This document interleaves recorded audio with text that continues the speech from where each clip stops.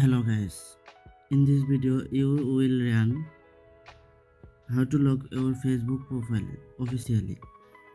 Okay, let's get started. First go to your Play Store and check update Facebook app.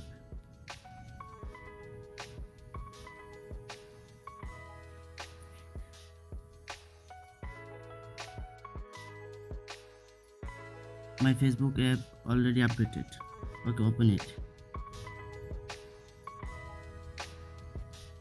Now click on three dot menu.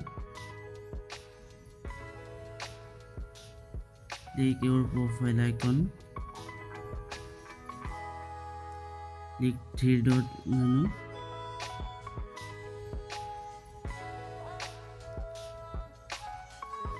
Click on lock profile.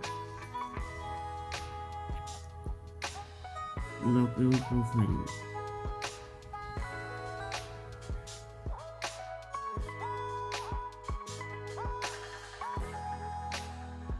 Now you can see lock your Facebook profile.